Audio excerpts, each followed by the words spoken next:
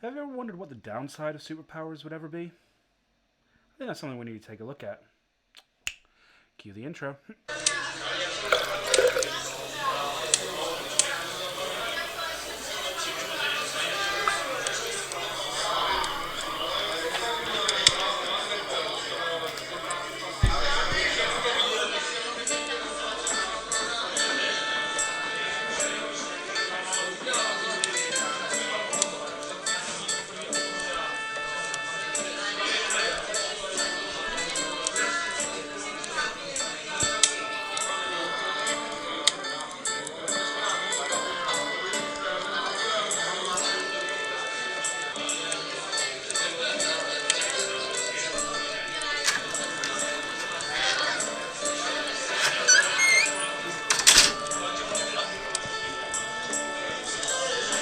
Welcome to my tavern.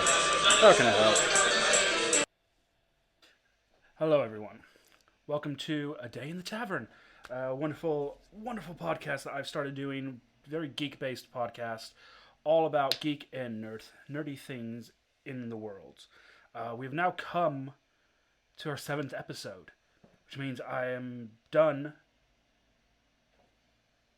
Actually, I've interviewed all my friends. Well, not all my friends, obviously, but I've interviewed my friends that I work with in Crit Takers. Which, if you don't know who the Crit Takers are, you're watching this video off our channel, for fuck's sake. Crit Takers are mostly a bunch of musicians and two of our absolute wonderful friends playing Dungeons and Dragons every Monday evening. Obviously, now with the current pandemic going on and everything, and social distancing having to be put in place, we haven't been playing live or recording our sessions to post up on YouTube at the minute. But as soon as that's over, yeah, we're coming back live stream. We live streaming in the second we are able to, or the week we are able to. We coming at you live every Monday evening, roughly about 7:30 till probably 11 or something like that. Depends on what time we're kind of finishing and things like that. But that's not for now. As I've said at the top of this video, or podcast, or whatever you want to call it, I'm going to be talking a little bit more about superpowers today. So, we all know about them. We all read them in comic books or go to the cinema to see the latest Marvel or DC film that comes out of superheroes. And it's, yeah, great. They're awesome. You see all these superheroes, super strength, flying, super speed, super hearing, telekinesis, telepathy, healing, regeneration, all those kind of things. And we take them a lot for granted on screen, and not just on the big screen either, the little screen. We got like a lot of now TV shows based around heroes. The DC have the Flash, Arrow, Legends of Tomorrow, and that whole universe. Marvel have got Jessica Jones, Daredevil, Luke Cage, Iron Fist, Punisher. They've got like several other ones, including like Cloak and Dagger, the New Mutants, and things like that as well. So they're both the major comic book like titles are now got these mass media things, and let's not forget the animated shows as well and movies, because that's where for a lot of us it all really started. Especially probably people more around my age. Probably didn't get into only got into comic books via watching the animated shows. I remember that's how I got into them quite a bit. Drink. But here, we always see how great these superpowers are. So how great super strength, being able to lift anything without even a worry, without breaking a sweat, speed, getting from one point A to point B like that. But what are the actual downsides of superpowers? What are they? Because they're there. They have to be there. We can't just have these superpowers and not have something that plays against them. That's not how life works, unfortunately. But there has to be something against them. And there is. And for every one of these superpowers that give you an amazing ability, there is the natural defect of them, as it were. And I mean, you can probably go on Facebook and find these games where you type in a superpower and the next person underneath you who comments next has to say what the disadvantage of what that limit of that power is. For instance, one of my favorite ones I keep hearing is like, oh, you can fly, but you can only fly north. can never fly south. You can only fly in the north direction, and things like that. And I mean, yeah, there's that, but that's not the downside of being able to fly, kind of thing. And in fact, why don't we actually even start there? Why don't we start with flying? Flying is great. I would love to be able to fly. It's probably the superpower out of all the powers I would want the most. Myself, I'd want a set of wings to go with my being able to fly. I get that a lot of superheroes can just fly with like Superman and things like that. They can just fly without it. There's no real reason why they can fly. They just can. Here's the thing with flying, though. And it's not so much of a physical sake of conscious of what you have to do, like, say, super strength and super speed. Flying, there's, like, the environmental impact. Great. You can fly. Awesome, wonderful. You can fly, you can go across oceans. But you gotta understand, flying takes up as much as your energy as walking, running, or any other activity does. So eventually, you can only fly for so long before your body... And I mean, in my case, like I said, I'd want wings if I could fly. My wings would get tired. I would need to rest. Birds do that all the time. You see it all the time. The only kind of situation where it might not affect it is if you're like Iron Man, Tony Stark, where he can fly, but it's through the power of his suit. He has like jet propulsion with the arc reactor, which is great. It's a wonderful kind of way to do it, and that's one way to skirt around it. But the problem is, you're not the only thing flying. You're not the only thing up in the world, up in the atmosphere, that's flying. At all. So let's take that into resistance. Let's take that for example. You're flying out, and if you're flying in a cloudy area, you're not going to see, for instance, like a plane. You're probably going to hear it. You're not going to know exactly where it is sometimes. Run into a flock of birds. And there are a lot of airborne predators as well, who will probably come over top of you and see you as a flying snack. Depends on how big you are, I guess, on that one. That one's probably a little bit far-fetched one, but it is possible in that sense. I mean, we are talking in a world where we have these superpowers, after all. I mean, we're not bound by the limits of what reality has for us. This is, if we had these powers, these are the limitations and these are the drawbacks of these powers, and that's one of the drawbacks of flying, is you'll be seen as that. Now let's also say, let's take the first Iron Man film in the MCU. He had not told the U.S. government that he has the suit at the time. He didn't tell them at the very beginning. If you go back and watch it, and they do it so well, it's like, well, they don't know that there's a rich billionaire philanthropist flying around in a suit of metal he created, trying to save the world, kind of thing. And so they did what they naturally did. They run up to Harrier jets, I think. I could be wrong. Someone who knows about things like that, correct me, please. They ran up, scrambled 2 jets against him, and they attacked him. And there's the thing. You will be seen. That's it. You will be seen. Satellites are up in our atmosphere looking at these things. And it's not just U.S. as well. It's other countries. Russia's got satellites. China's got satellites up there. So you will be seen. So there's the major drawback of being able to fly. Once you get up to a certain altitude and say in maybe certain restricted no-fly zones, yeah, you basically make yourself an open target for these countries. And you do get drones, and they do have drones that are very smart and be able to find you. Of course, that's if you're doing it. I mean, if I could fly, I'd probably just stay in low atmosphere and just flying over different places. But that's one risk you have to think about every time you take a flight. There's a chance you're going to get seen by these people. And that's if you haven't told them, of course.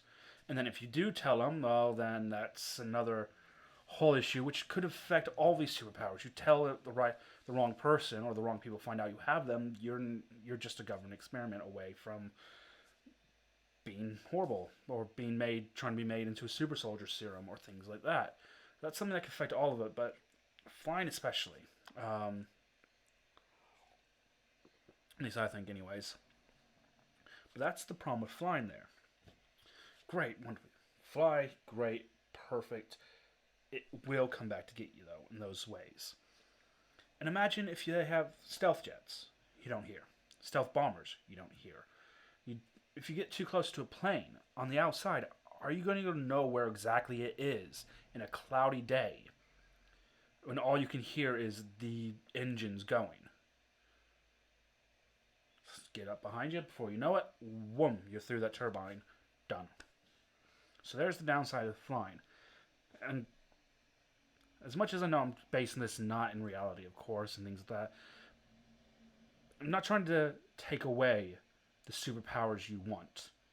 You want them. We all want superpowers. Like I said, I'd love to be able to fly. And the downsides would get me, but at the end of the day, that wouldn't stop me from wanting to be able to have a set of wings of my own and to fly off wherever, kind of thing. It's not going to discourage me. Just got to remember that superpowers, they do have the drawbacks. So why don't we circle around or go over to our next one, a common one that a lot of people tend to kind of go for, super strength.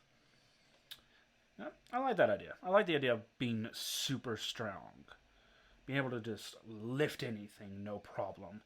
And I'm not talking about like, oh, you just go to the gym like 5-6 days a week, pump iron all the time. You'll be strong. It's like, I'm not talking human standards strong. I'm talking like superhuman strong, the Hulk kind of strong kind of thing. Not necessarily where you get angry to get stronger, but strength in that kind of way. And that'd be great. Imagine just being able to just lift whatever you want without a care in the world. Oh, help me to get into the car. Yep, just lift the car up, kind of thing. Just lifting. I mean, industrially, and in the sense of the workplace, for someone like me, like some of the jobs I've done manual labor jobs before. I mean, super strength is great. Just go around lifting. Yep. Oh, here you go. Boom, done. But the drawbacks to that one, if you suddenly get it one day, and this is something, the drawback to this is something you can work on. It is possible to work on this, but the drawbacks are you're always going to have that strength as well. Can you imagine trying to do something very delicate when you have super strength? If you have no control of how much strength you put out, imagine your body just naturally puts out all the time, so you have to physically will yourself not to use as much strength. Picking up an egg. How many eggs might you end up cracking into or destroying in your hand before you manage to build the willpower enough not to just put all your strength when you pick it up?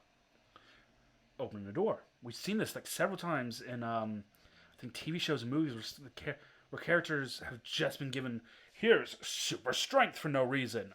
And you just kind of see it. They go to open a door, and instead of just opening the door, they rip the door off the car door or the house door or something like that. That's your downside of super strength. You're always that strong. I mean, this is assuming that's the kind of the case, though. And it would, again, that's probably something that you can mentally, physically control and will to just like, well, okay, I won't use so much. I could train myself not to use so much strength when doing mundane or delicate things.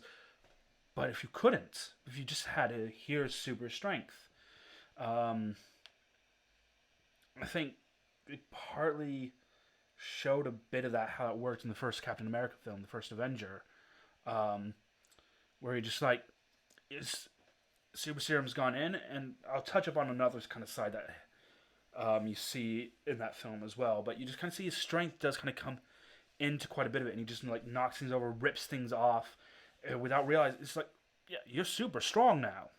You suddenly have this great way of lifting and moving things you couldn't before, and now you got to find moderation for that. You got to find control to that, and things like that. So there's that side of it. The other side that can come in with super strength could be super speed. This is the other thing I want to touch up on the Captain America thing I just mentioned before. After he gets the super serum, he's superhuman now. So he's got not super speed, not like, like Quicksilver or the Flash kind of speed.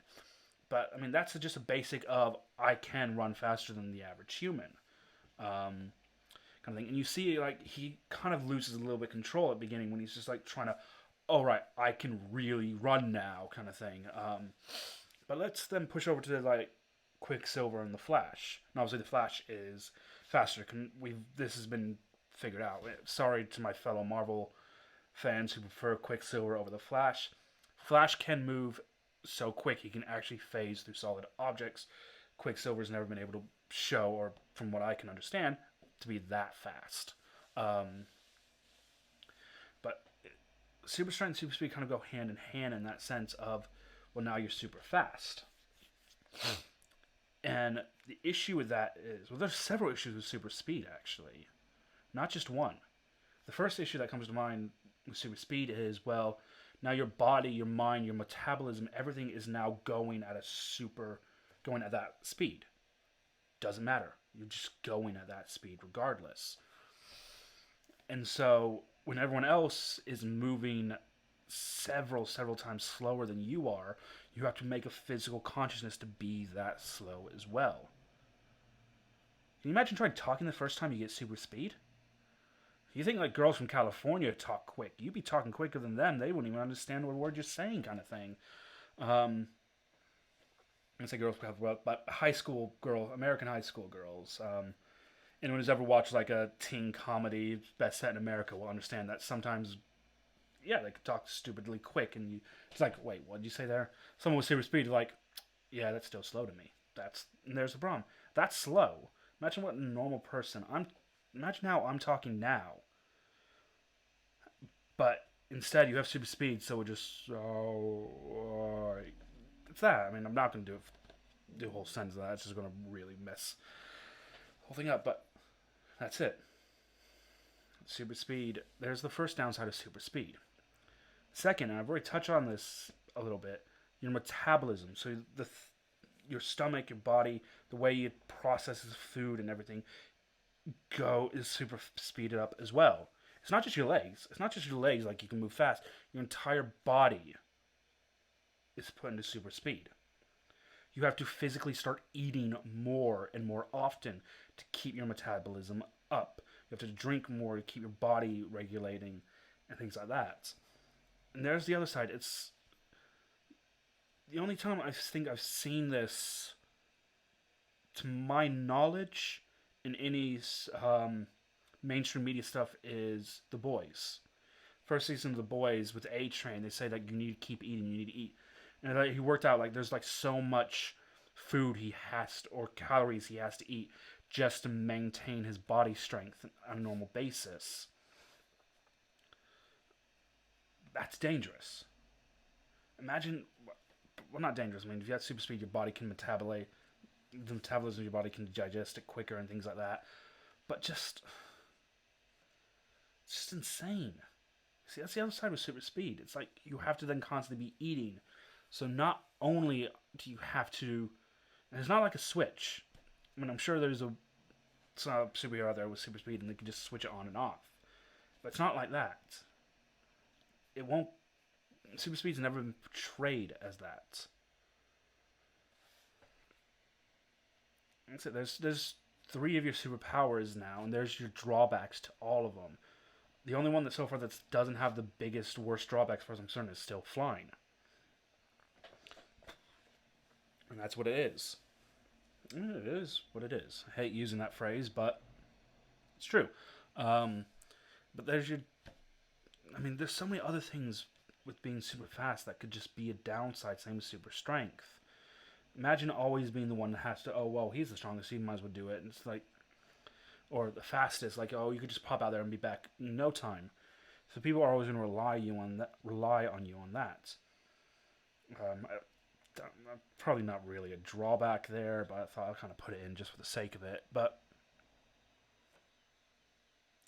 yeah, these powers do have their drawbacks. These 3 I just mentioned show that, yeah, there are drawbacks to some of like the main 3, what I consider like the 3 main superpowers that are out there. So why don't we start moving on to some of the other powers? What about telepathy? That's an interesting one. Being able to read people's minds, or like in the X-Men universe, to put ideas into other people's minds or control other people's bodies. There are downsides to that. I mean, the first major downside that comes to my mind when thinking about it is, imagine first getting these powers. So let's take in the X-Men world, for example. So most mutants discover their powers in their teenage years. So you're a teenage boy, girl, 15, 16 years old, and suddenly you can just read everyone's mind. But it's not like in the X-Men where, like, by the time Professor Xavier has kind of come in, he knows how to control his powers. He knows how to use his powers effectively, and he knows how to switch it off so he's not reading people's minds all the time. Imagine just first getting that power and not being able to switch it off. You don't see a problem with that? I do. Suddenly, it's not just your own voice in your head, it's everyone else's. You're hearing what everyone's thinking all the time. Imagine, that drives somebody insane. That would drive me insane for sure. Sure, I mean, all of us men, we love to be telepathic to our women, to our girlfriends, wives, and fiancés, whatever, so we know what they're mad about, but I mean, let's cut the invasion of privacy out of this for starters, straight away. If you're having telepathy, you already really don't. There's a part of you that you don't necessarily care about people's privacy to an extent. Maybe your friends, but yeah, okay. But at the same time, if you're just constantly reading these people's minds, and I think there's a Justice League, one of the Justice League shows that they did, and the Marvin Manhunter, who went mental because he tried to read everyone's mind at the exact same time. I think because they were trying to find somebody, and you just see him go off in the woods, and he just loses it because he's got all these voices in his head all at once, speaking all at once. That drive you crazy. Drive you insane.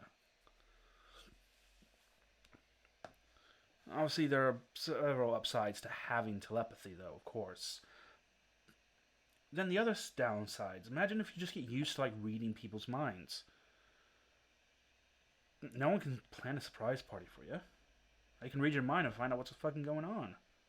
Or that you can read their mind, or whatever, how it works, or things like that. Just, like, the element of surprise will be gone from your life forever. In some cases, that's a good thing. I'm not the biggest fan of surprises myself, but that's kind of good.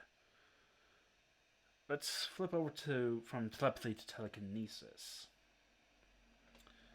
Telekinesis. All with the mind, being able to move objects with your mind. Yeah, that sounds like an awesome power, doesn't it? Yeah, like using the Force to move something, or Jean Grey just moving things with her mind and things like that. I love that.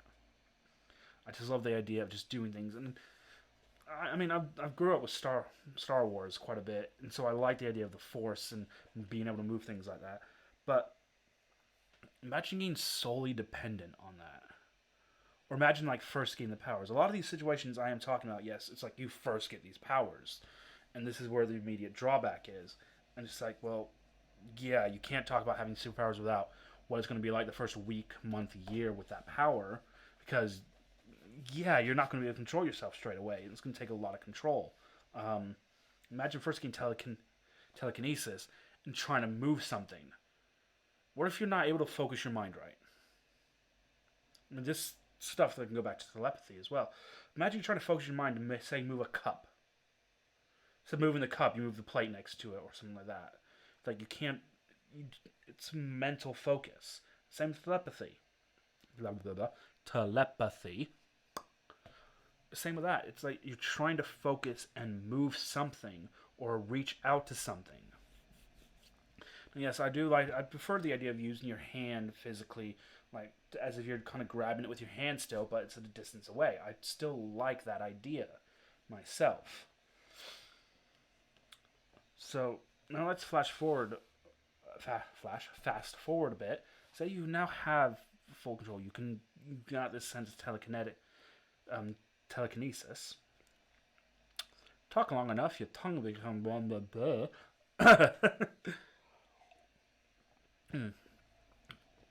So, you're now trained. You know you can use your telekinesis powers pretty decently. No worries. What's the maximum you can lift with your mind? How do you train your mind to lift heavier objects? Let's add to the fact is, what if you get solely dependent on using telekinesis? I know I would. I am lazy to a point on most days. I just am. Don't like the fact I'm a lazy person, but I generally am. And if I had telekinesis, I would fall back on it so much that I would get even lazier. And imagine getting unhealthily big. I don't want to poke any fun or anything at people big. I'm considered overweight and obese myself, even though probably don't look it. I genuinely am. Got a lot of fat on my body. Imagine just putting extra weight on just because you're just so used to moving things with your mind instead. You don't have to physically get up to go get the remote on the other side of the room. You can just will it over to your hand instead. And things like that. And it's like, that's the downside of that. I mean, it's not the greatest downside of all, but it's a downside. And then to tie telekinesis and telepathy up together a little bit, imagine you have mental problems. I'm sure having mental problems like depression, anxiety, some of the other mental disabilities would affect that as well.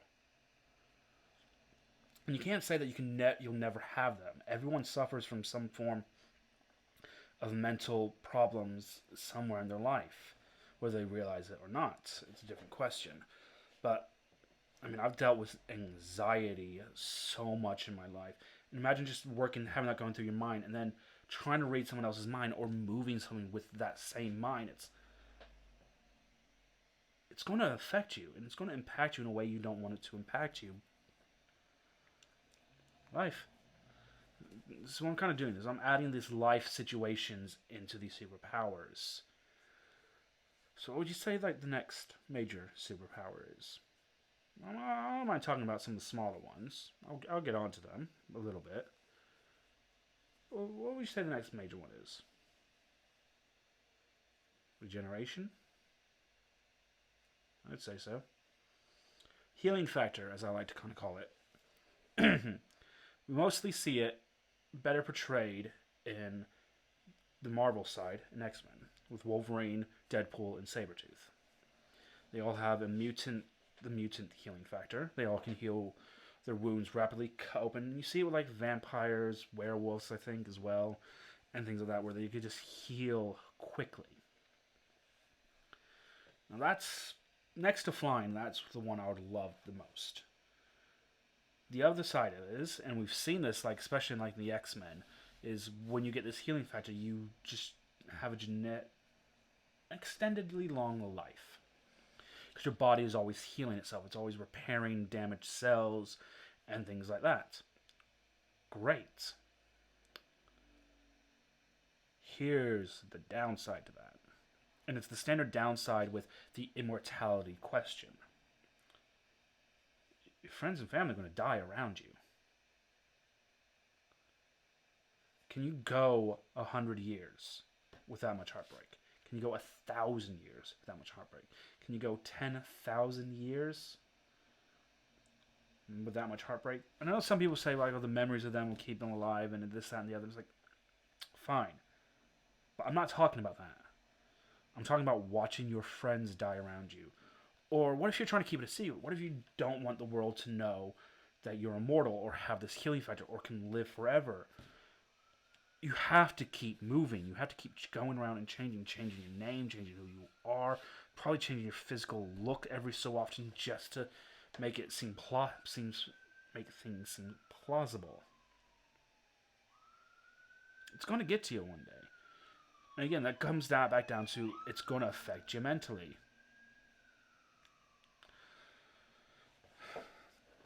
So this is the side of what I'm saying. It's like you do need to think about what these drawbacks, these powers are. And while the healing, that's probably not the biggest drawback to have, per se, it's going to get to you emotionally, eventually. And with super healing, I can't think of any drawbacks to super healing other than that. No, I physically no. Yeah, no. I'm giving it a second, 2 seconds. I can't think of anything else that'd be a physical drawback. That's probably the one power that's got the smallest amount of drawback. It's probably the most impactful drawback out there.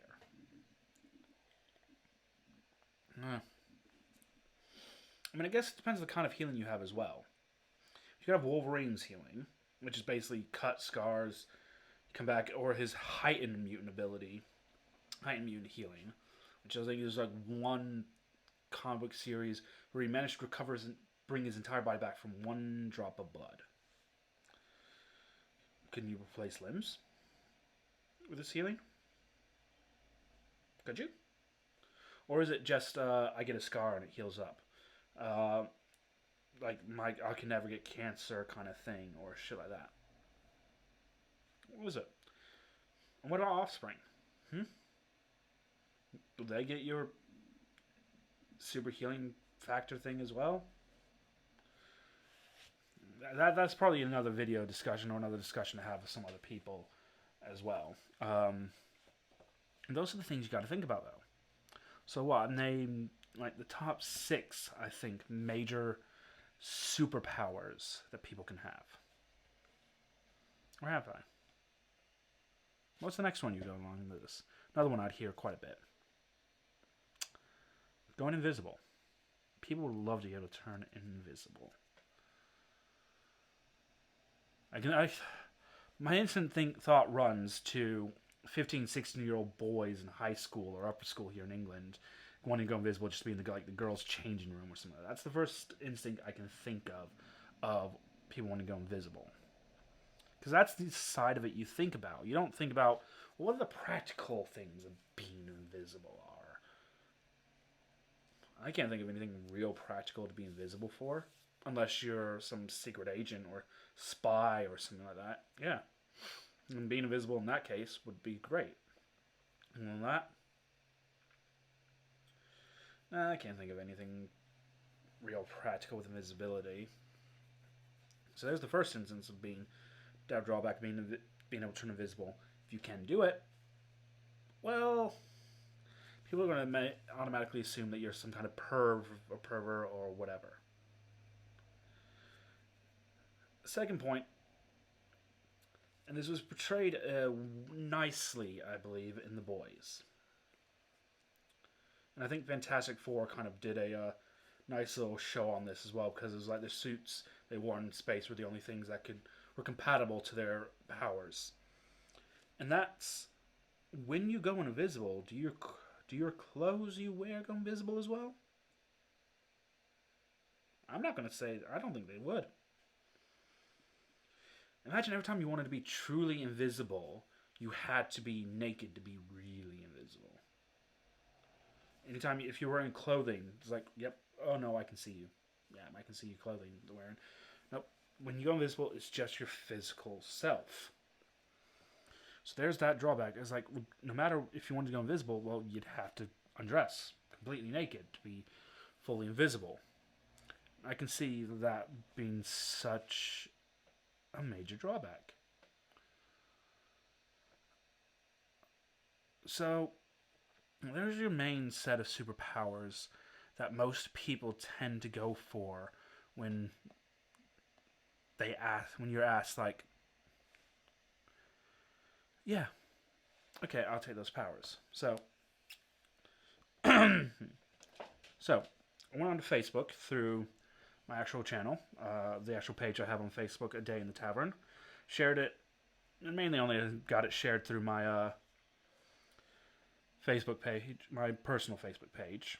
So I asked basically if you could have one superpower, what would it be? Now, thank you to everyone who did reply to that. With some of these ones, I've already kind of talked about them. A friend here says he would be able to fly or the Hulk. Yep. Someone says regeneration. But got a few here that I can actually kind of delve into a little bit more. So, I got a friend here who says if they had a power, they would love to be able to shapeshift. Now, that's a good power. That's an amazing power, I think. Personally, I don't see, sure off the bat, I'm not sure I see any actual drawbacks to being able to shapeshift. It means that you can just go away, set up a new life, wherever you want, shapeshift into that person. But if you stay shapeshift into this persona for so long, do you forget your other persona? And how do you shapeshift as well? I mean, is it like Mystique from X-Men, where she just kind of can change with that? Or is it like any fellow Supernatural fans and dealing with shapeshifters, and they have to like shed their skin into the new shape?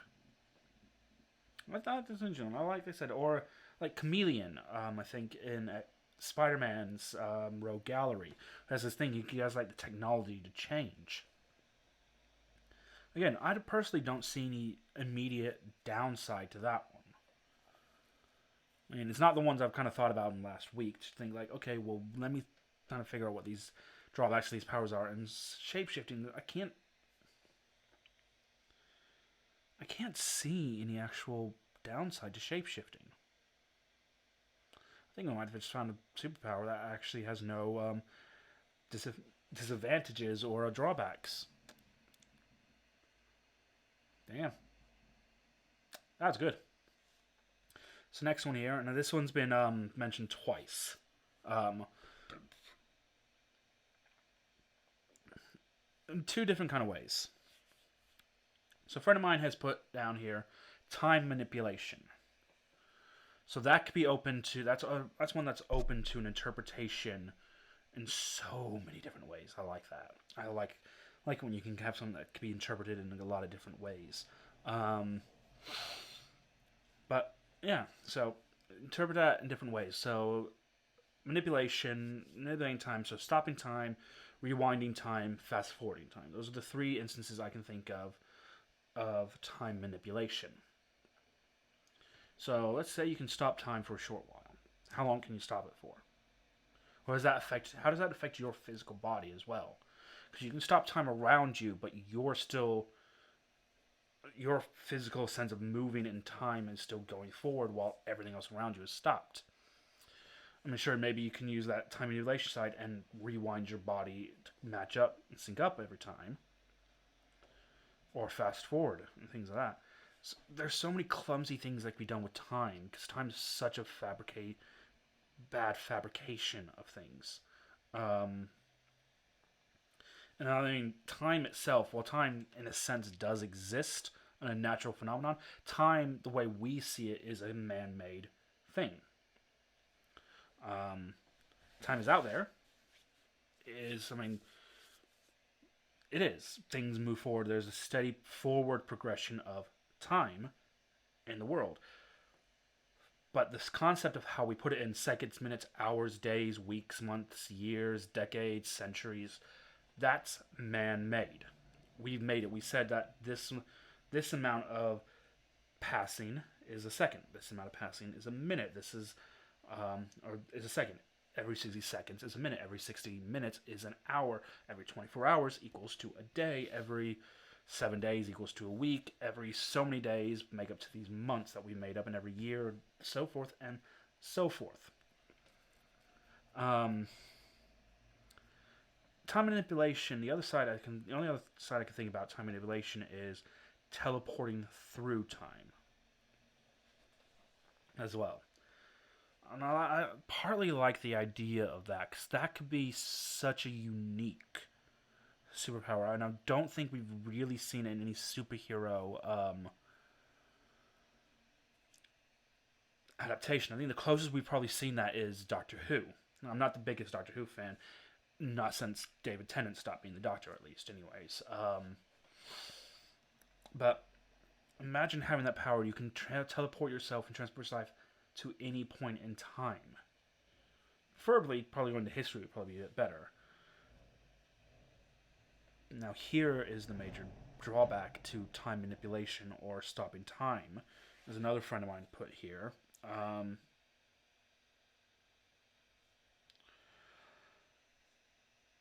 As I said, time is such a delicate thing to mess with. And if you're going to mess with it, you have to be very precise. Now, there's always said that if you ever get teleported back in time, to not mess with anything. You have to leave everything canonically that has happened as it is. You can't interject yourself into that time period. You can't force do anything in that time period. For instance, you can't go back in time and kill Hitler when he was a baby. That's not going to work.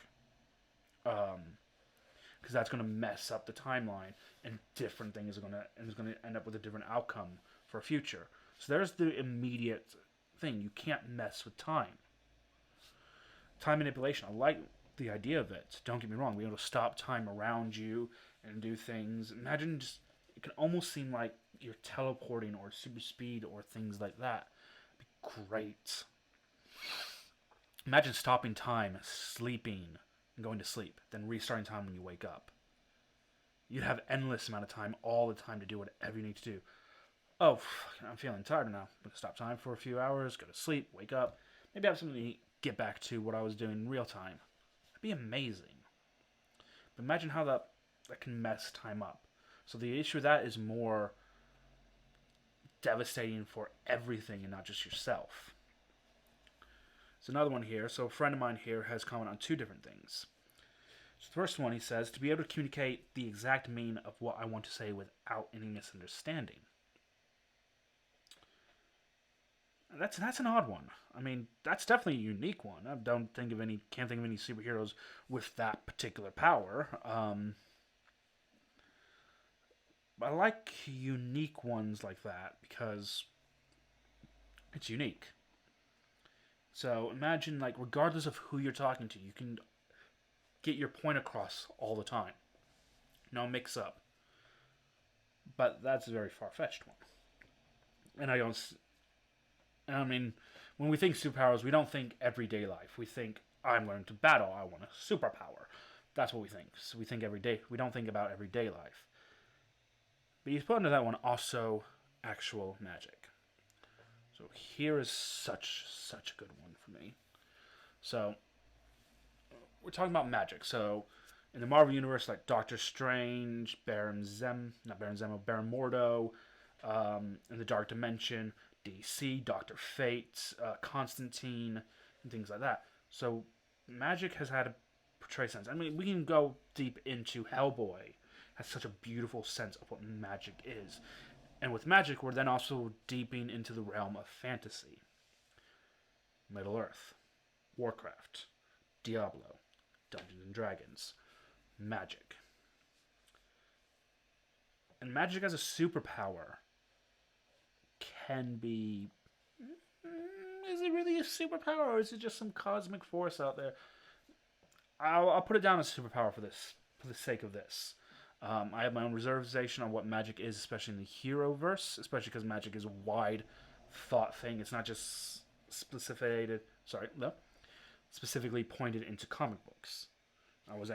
I'm slightly aiming more for powers in comic books that you read, but there are magic in comic books, so I'll partake into the superpower side of it. So magic as a superpower. So many drawbacks. I could fill the rest of this video just talking about the different drawbacks and the different specifications of magic following, and things like that. And if you want to go like traditional, it depends on how magic is such a hard thing to base. So you got hard magic and soft magic.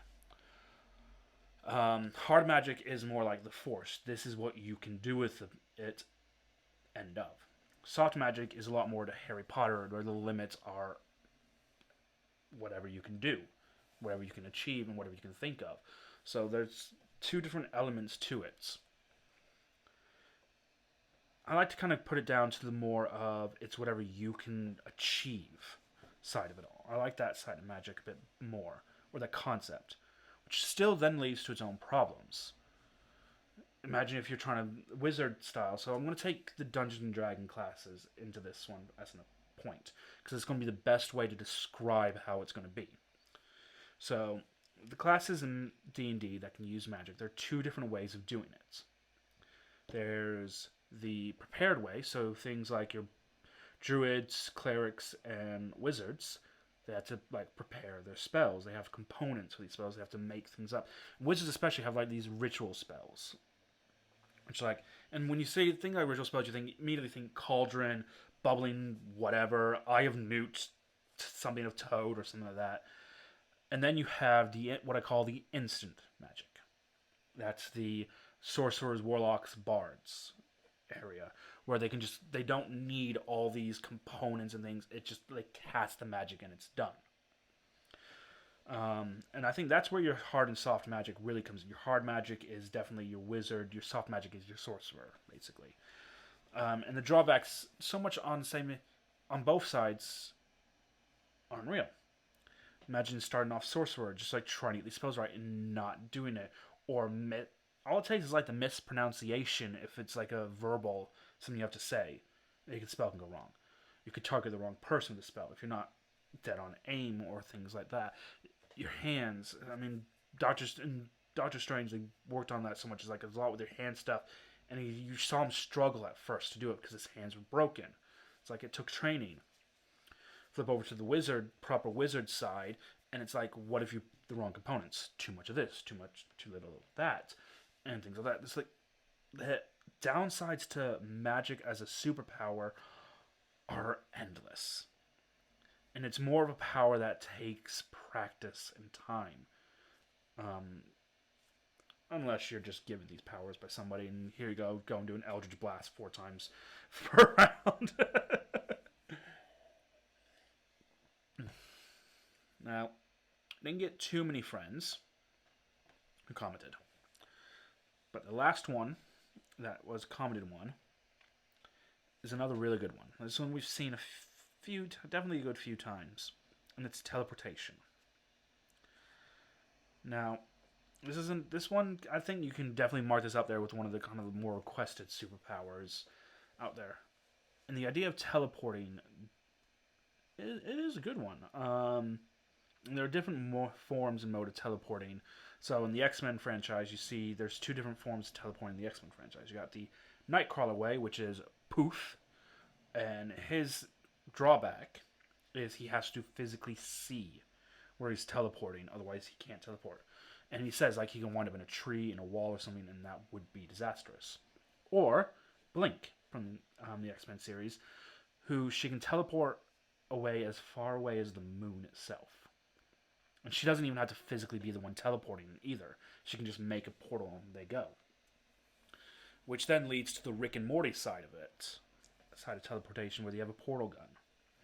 Which is something, it's a physical construct and the like, and you have to get the coordinations right. And that'll take me into DC. And Cyberman, no not Cyberman, Cyborg, that's the one. With his boom boxes, he can like use them to teleport anywhere he needs to. And those are some great limitations on what teleporting can do. Or what are the main drawbacks of teleporting? Again, I don't think there are any other drawbacks on this one either. I think this is one of the other powers that it doesn't have a drawback. It doesn't have anything that is bad for it, except for the aforementioned Nightcrawler one, where you have to physically see where you're going to be teleporting to teleport there. Which I think it's like that's a good limitation. Otherwise, it would be too powerful. I think there was a film Hayden Christensen, the guy who played Anakin Skywalker in the prequels, because I can't seem to pronounce his last name at the minute. He did, called Jumper. And the point of that film is like these select people, they can teleport or jump. And again, their same restriction is they have to physically see. The overcoming of that was he had like a bunch of postcards of different places around the world. And as long as they were actual pictures of somewhere in the world, he could teleport there or jump there quite nicely. Which, again, that's another amazing and wonderful concept. Which also basically led to if he knows the place and can see the place in his head, he can jump there as well. And again, I mean, the only downside of that is when you jump, you leave a trail of where you jump for a moment, and people can follow you. Not sure that's really enough of a decent downside. It's very specific to that law or rule of teleportation. But it's interesting. So those are all the comments. I'm gonna just looking through Facebook there at the minute. That's all like the comments I got on the post I did. If you want to kind of have your comments read out or kind of contribute to what it is, I'm going to be posting this kind of stuff from like what the next one's going to be. If I have like guests, any like or more guests coming on, I'll post like anyone has any questions for them. To follow that, go on to Facebook and look up A Day in the Tavern on Facebook. Find it, like it. Make sure you're following us enough. And we also I've even got an Instagram page now for A Day in the Tavern. It's not quite properly up and running yet. I haven't made any posts on there yet. But as soon as I have some art and some other stuff going on, I'll be sure to be posting there often enough as well. Now back to it. So, I've described like a good multitude of different superpowers you can get. And they're subsequently, most of them had drawbacks. They do. So that's it. Like, this is what you have to think about. And it's fun to play these games. It really is. But have you ever just thought about what a mundane life would be with this superpower? Imagine a mundane life where you just have super strength, or you could read people's minds. If you don't have the control over it, and this is where it all boils down to, is a lot of based on control. Control bases and dictates it all. And this is where the geeky side of me wants to come out. It's like, well, no, come on. You're not being fair on all these superpowers. Like, I have to be fair.